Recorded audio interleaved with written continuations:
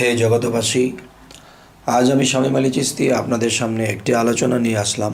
সেই আলোচনাটি হলো যে এই পৃথিবীতে নারী লোক যারা আছে, মহিলা মানুষ, তারা সংসারের জন্য অনেক খাটাখাটনি করে, ছেলে মেয়েদের নিয়ে অনেক চিন্তা ভাবনা করে। যতটুকু বাবা চিন্তা না করে এর চেয়ে বেশি মা করে। কেননা মায়ের মধ্যে আল্লাহ মায়া শক্তিটা বেশি দিয়েছেন।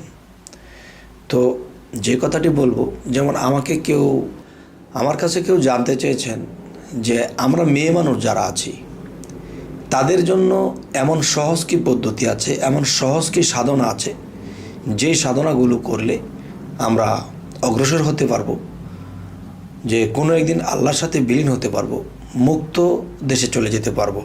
তবে তাদের জন্য যে এই কথাগুলো বলবো, সেই কথাগুলো হলো, যদি কোনো মা, বোন বা কোনো নারী লোক যদি আমার এই কথাগুলো খেয়াল করে শোনে এবং এই কাজগুলো করতে পারে, তো ইনশাল্লাহ তাদের আত্মার উদ্ধার হয়ে যাবে।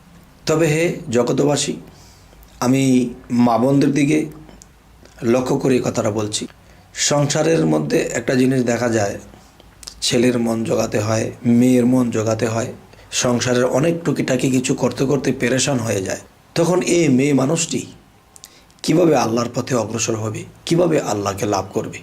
তবে এই বিষয়ে যে আমি আলোচনাটি করব, যে হিন্দু শাস্ত্রের একটি কথা আছে, হাতে করো গৃহকর্ম, মুখে বলো হরি, অনায়াসে দেবে তোমরা ভবনদী পারি, পার হয়ে যাইবা গো। তাহলে হযরত মুহাম্মদ সাল্লাল্লাহু আলাইহি সাল্লাম নারীদের জন্য সহজ পদ্ধতি, সহজ সাধনা রেখেছেন, যে সাধনাগুলো করলে তারা দ্রুত আল্লাহ পর্যন্ত পৌঁছাতে পারবে ইনশাআল্লাহ। সেগুলো হলো, তখন দেখা যায় একটা মেয়ে মানুষ সংসারের বিভিন্ন কাজের চাপে থাকে, কিন্তু অন্তরের মধ্যে আল্লাহ ও রাসূল সবসময় বিরাজমান, সবসময় নাম নিচ্ছে, অন্তরে অন্তরে জিকির চলছে, কাজ করছে, জিকির চলছে, কাজ চলছে। কখনো কখনো যে আল্লাহ রাসূল নিজ মুর্শিদকে ভেবে চোখের পানি ঝরতে থাকে, কাজ করে আবার চোখের পানি ঝরে।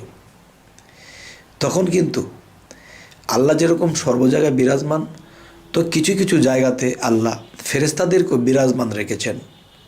তারা যদি কোনো বান্দাকে দেখে আল্লাহর জন্য, রাসূলের জন্য, মুর্শিদের জন্য কাঁদতেছে, তখন এই কাদার খবরটা আল্লাহর কাছে পৌঁছে দেয়। তখন আল্লাহ বলে, কেন সে কাঁদে, কেন সে আমাকে এত ডাকে রে? তখন বলে, হে আল্লাহ, আপনাকে সন্তুষ্ট করার জন্য, এবং সে মহাত্মার সাথে মিশতে চায়, সে তোমার প্রেমে সবসময় পানাভিল্লা হয়ে থাকে। তখন আল্লাহ কি বলে, হে ফেরেশতাগণ, তোমাদেরকে সাক্ষী রেখে বলি যে আমার জন্য এত পাগল, আমাকে যে এত ডাকে, আমি অবশ্যই তার মনোবাঞ্ছা পূর্ণ করব এবং সে কখনো আমার হয়ে যাবে, আমি তার হয়ে যাব। তবে হে জগতবাসী, আজকের এই আলোচনাটা মূলত মেয়ে মানুষদের জন্য করা হচ্ছে, যে যারা সংসারের চাপে পড়ে আল্লাহর কাজ করতে পারে না। তো সর্বদা যখন আল্লাহর প্রেম তার অন্তরে রাখবে, জিকিরে থাকবে, অবশ্যই আল্লাহ তার পথ সহজ করে দেবে। এরপরে আরেকটা বিষয় হলো, রাতের যখন গভীর হবে, তখন আল্লাহ কিন্তু চৌথা আসমানে এসে বসে নিজের সিংহাসনে, এবং বান্দারা আল্লাহর কাছে কি চায় তা নিঘুম রাত্রে ঘুমকে হারাম করে দিয়ে যখন আল্লাহকে ডাকে এবং দুই চোখের পানি জড়ায়, দমের সাধনা করে, জিকির করে এবং ধ্যান করে, তখন আল্লাহর সেই সিংহাসনের মধ্যে সেই সিংহাসনটা কাঁপতে থাকে। তখন আল্লাহ বলে, আমি তো সিংহাসনে বসেছি, আমার সিংহাসনটা কাঁপছে কেন রে? তখন ফেরেশতারা বলতেছে যে, হে আল্লাহ, এমক গ্রাম, এরকম দেশ, এরকম গ্রাম থেকে, এরকম ঘর থেকে একজন মেয়ে মানুষ আপনার জন্য খুব কাঁদছে এবং তার কালবের মধ্যে ধাক্কা লেগে, ধাক্কা দিয়ে দিয়ে জিকির করতেছে। তখন সেই কালবের ধাক্কাটা সেই চৌথা আসমানে গিয়ে আল্লাহর কুরসির মধ্যে লাগে।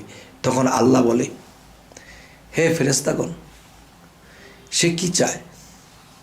সে আল্লাহ আপনাকে চায়, সে আপনাকে তো চায়, এবং তাদের আত্মীয় স্বজন, রক্তবংশ, এরাও যেন উদ্ধারের পথ পায় এবং সেও নিজেও যেন উদ্ধার হয়। এবং মূল বিষয় হলো, আপনাকে কি করে সে রাজি খুশি করতে পারে, কি করে আপনাকে সে পেতে পারে, এই তার চাওয়া, এই তার পাওয়া।